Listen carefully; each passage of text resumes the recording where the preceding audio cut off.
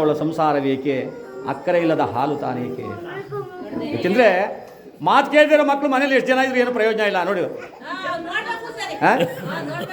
ಉಣೋದು ಉಣ್ತೀರಿ, ತಿನ್ನೋ ತಿಂತೀರಿ. ತಗೊಳ್ಳೋ ಮಗ, ಅಪ್ಪವನ ಮಾತು ಅಂದ್ರೆ ಆಗಲ್ಲ.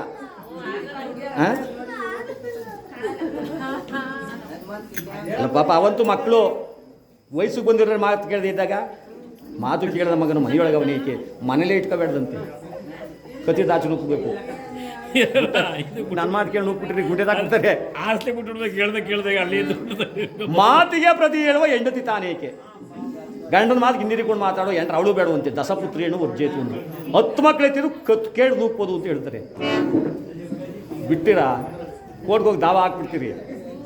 30 ವರ್ಷ ಆಯಿತು ಕಟ್ಕೊಂಡು, ಅಲ್ಲಿಂದ ನನಗೆ ಕೊಡಿಸ್ಬೇಕು ಮೇಂಟೆನೆನ್ಸ್. ಅವರು ಕೇಳ್ತಾರೆ, ತಾಯಿ ಮಕ್ಕಳೆಷ್ಟವೆ? ನನಗೊಂದು 7-8 ಮೋ.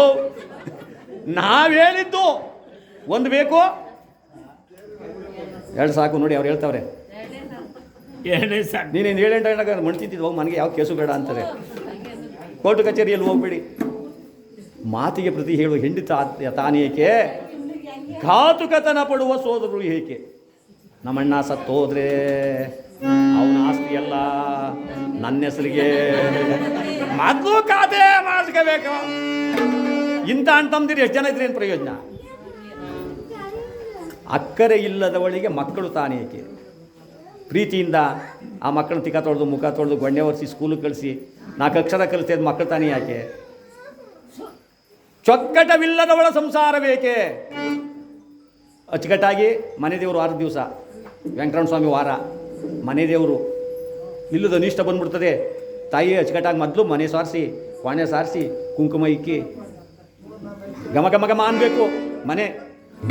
ಯಾರಾದರೂ ಒಳಗಡೆ ಬಂದುಬಿಟ್ರೆ ದೇವಸ್ಥಾನಕ್ಕೆ ಬಂದೇನೋಪ್ಪ ಅನ್ಕೋಬೇಕು. ಹಂಗಿರಬೇಕು ಹೆಣ್ಮಕ್ಳು ಮನೆ ಇಟ್ಟಿರಬೇಕು. ಅಂದರೆ ನೀವು ಹಂಗಲ್ಲ.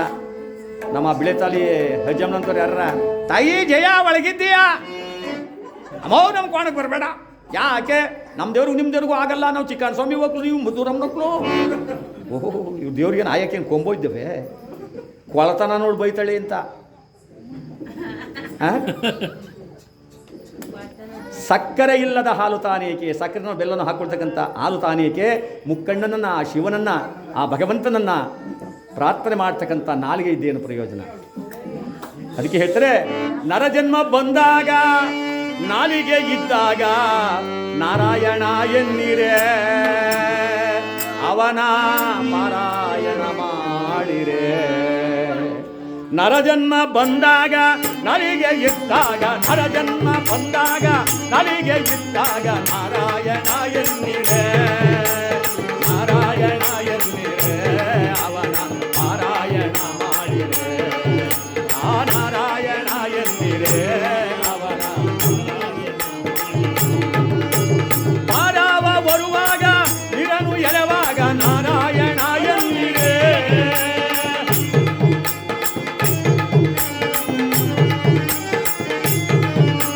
ಮಕ್ಕಳಾಡಿಸುವಾಗ ಮನೆಯೊಳಗಾದರು ನಾರಾಯಣ ಎನ್ನಿರೆ. ನಿಮ್ಮ ಮಕ್ಕಳಾಡಿಸುವಾಗ ಮನೆಯೊಳಗಾದರು ನಾರಾಯಣ ಎನ್ನಿರೆ, ನಾರಾಯಣ ಎನ್ನಿರೆ, ಅವನ ಪಾರಾಯಣ ಮಾಡಿ. ಯಾವಾಗ ಅನ್ಬೇಕು?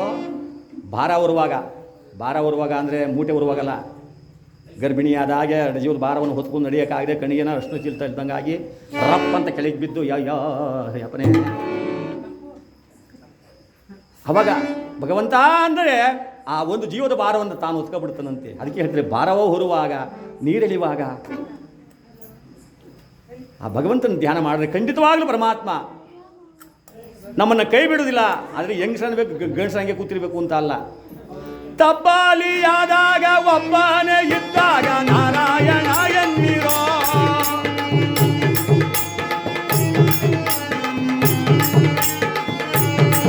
ನೀವು ತಬ್ಬಾಲಿ ಆದಾಗ ಒಬ್ಬನೇ ಇದ್ದಾಗ, ತಬ್ಬಾಲಿ ಆದಾಗ ಒಬ್ಬನೇ ಇದ್ದಾಗ ನಾರಾಯಣ ಎನ್ನಿರೋ. ತಬ್ಬಾಲಿಯಾದಾಗ ಕಾಡಿನಲ್ಲಿ ಬರುವಾಗ ನಾರಾಯಣ ಎಂದಿರೋ, ಕತ್ತಲೆ ಆದಾಗ ಕಾಡಿನಲ್ಲಿ ಬರುವಾಗ ನಾರಾಯಣ ಎಂದಿರೋ, ನಾರಾಯಣ ಎಂದಿರೋ, ನಾರಾಯಣ ಎಂದಿರೋ,